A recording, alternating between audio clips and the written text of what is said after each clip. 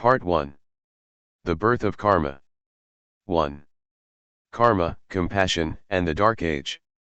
The concept of karma is essential to understanding the different energies needed to function and develop in life, to die and to be born.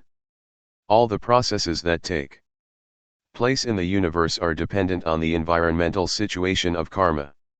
It is rather like the atmosphere that the planet requires in order to function, in order for things to grow. When we talk about the karmic situation, we are speaking about the sense of individual relationship to the given situation, whatever it is. Any given situation is bounded by cause and effect, dependent on some cause and effect. The Sanskrit word karma means creation or action. Basically, it refers to action. Buddha activity, or the enlightened energy, is referred to as karma.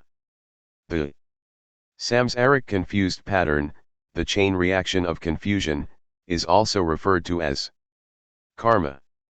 So, altogether when we discuss karma, we are discussing energy. In the case of the samsaric nature of confusion, karma is that which moves from here to there, and from there to here, psychologically speaking. So it is energy that moves from here to there and then bounces back. When we have an awareness of this, therefore there is awareness of that.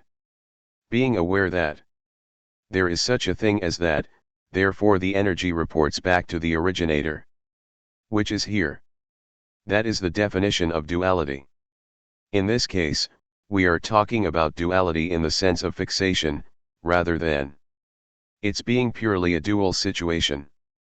We are discussing duality in the sense of the neurosis of dualistic fixation. This dualistic fixation is a process of action. It cannot rest in one-pointedness. This energy is full of the vibrations of relating, rather than purely being. The first starting point of karma in the confused situation, the samsaric situation, is duality, the situation of dualistic fixation. In the Buddhist tradition, the process of how karma unfolds is described by the 12 nidanas, which are volition in action. They will be discussed in depth in Chapter 6.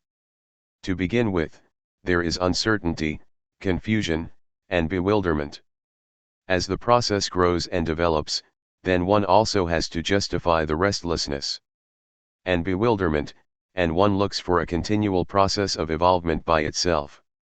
At that point, the fixation of duality begins to develop as karma. It is the action that instigates fixed notions of truth, and from that, good karma and bad karma develop. They arise as healthy and unhealthy attitudes, as selection and discrimination.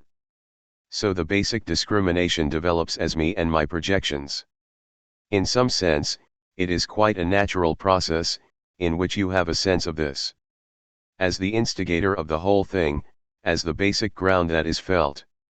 Then the natural, almost automatic reaction is that this situation is secured, attacked, or entertained by that.